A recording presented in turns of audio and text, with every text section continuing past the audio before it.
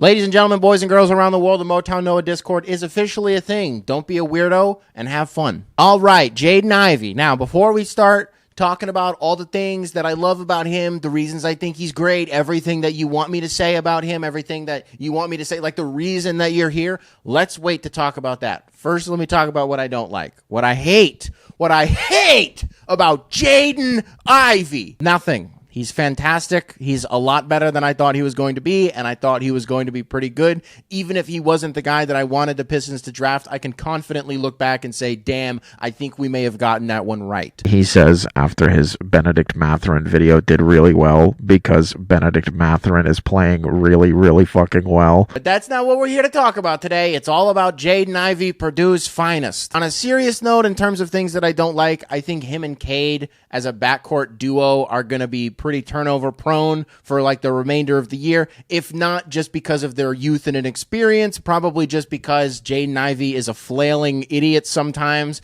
and just drives into it. Like in the sense that Killian will sometimes dribble into nonsense and chaos with zero plan. I don't know that Jaden Ivey ever doesn't have a plan, but because he's so energetic and because there's so many moving parts and so much shit flying around, the amount of times that he will just dribble off of somebody's foot or dribble off of somebody's shin, and then you got to take the side out, and then the momentum is weird, and then you only have 13 seconds on the clock or 9 seconds on the clock because he does it late in a possession, which is something that I do like about him, is that he's never hijacking a possession. I never come away from a game and think to myself, damn, like Jaden Ivey really smoked that one possession and then this other one in the third quarter and this other one late in the game because he wanted to hit a clip, right? Because he wanted to hit some crazy step backer. That's never really the case. And to his credit, I was a little bit worried that it might be. Another thing that I was worried about was I didn't think he was a very good passer. It's not because he's not physically good at it. It's because he didn't do it a lot, and everything he did do at Purdue always felt like the easy read, like the trailer dump or just the under the basket dump, right? But I have been pleasantly surprised to see the unselfishness that he does play with, because I thought he was going to come in here,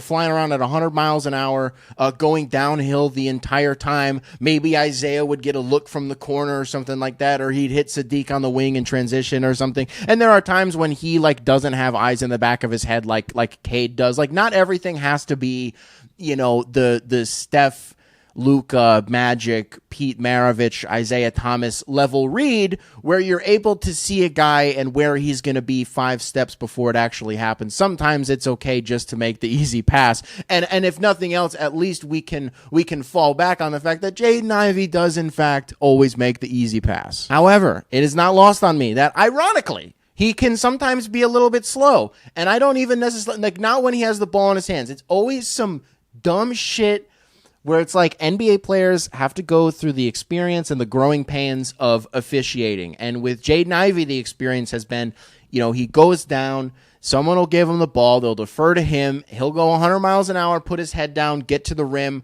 draw some contact, smoke the layup, and then he's on the ground and didn't get the whistle, and now it's 4-on-5 going the other way. The other team is running out in transition because they know they have numbers, because Jaden Ivey is going to take his fucking time getting up off the floor and saying some shit to the ref, and then he's going to get to the other end of the floor, but by that point, then the other team has already fucking scored, so then Cade's trying to recover and bring the shit back up the other floor. It's truly fucking exhausting, and although we've only had, 15 or so exhibition or not games that we've actually been able to watch Jaden Ivey, one thing that I have also really liked is I didn't think he was going to be able to display the leadership qualities that he has so far in year one. And sometimes you do have the sportsmanship issues of we were playing the Knicks or something, and Jaden Ivey went to help somebody up, and Stu smacked his hand away. He's like, "Don't fucking help this guy up." Is that a Detroit thing? Because it's like a Piston. Yeah, you got it. No, I just think that's a dude who Isaiah would do that anyways. I've seen some Pistons fans say that they want to bring him off the bench just because our bench needs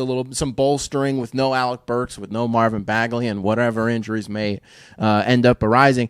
Here's the thing, is if you put Killian in this starting lineup, I don't actually, you know what? I was going to do a quick minute or two on Killian. I don't actually want to.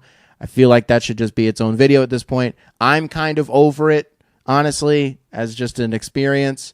I'm excited that we have Jaden Ivey now, just because it's like, at least we have somebody who, when we came into the draft and the idea of drafting Jaden Ivey was always centered on the reality that Detroit could have a my turn, your turn combo in the backcourt, similar to what the Celtics have in Tatum and Brown. No matter what positions you want to call them, positions aren't fucking real anyways. And for the most part, I would say that we've kind of gotten to see that so far this year. Now, the fun thing about Cade, and by fun, I mean it's actually not fucking fun at all, is that he has this thing in his brain where, because he's like the most unselfish basketball player who's literally ever lived, which as a fan I'm supposed to love, which I do, but it's the principle of he always waits until there's 7 minutes and 47 seconds left in the fourth quarter and we're down by 7 to start doing what we know he can do, to really go into attack mode, to really hunt his shot, because he can always do it. And finally this season we've started to see, whether it was the Atlanta games, whether it was the Golden State game, no matter what game, well, even he kind of did it in the Milwaukee game.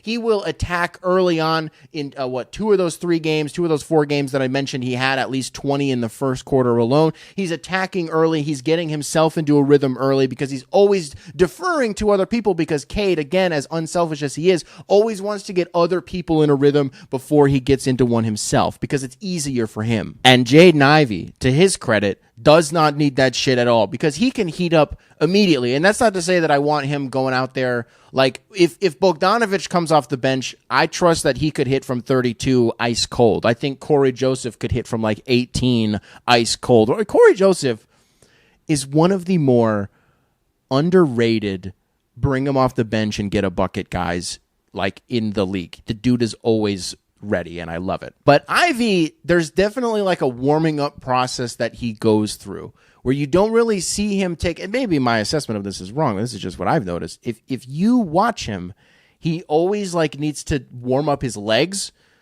by like doing a bunch of shit around the basket before he can actually start taking threes. And then when he does take those threes, similar to what we suspected and were slightly worried about, he typically doesn't make them. Now, as of this recording, he is shooting 33% from 3, which is like, I mean, it's whatever. Kind of what we expected from him. It's a guy in his first year. It's not really what he does. If people want to call him John Morant, if people want to call him Russell Westbrook, then it does make sense that he would have a little bit lackluster over 3. I know that John Morant has improved his 3 in recent games, recent weeks, recent memories, but the point remains that if that's going to be a facet of his game that we're kind of like, about, that's also not really the worst thing, because he's fucking annoying from everywhere on the floor, and I mean that in a totally endearing way, right? I love if nothing else, Detroit has amalgamated a set of guards that try really hard. If nothing else, if you take ability out of the equation and you just measure them on how hard they fucking try, which, by the way, in the NBA does matter. It does matter. I know that because they're in the NBA, people think that, of course, these guys are trying. Of course,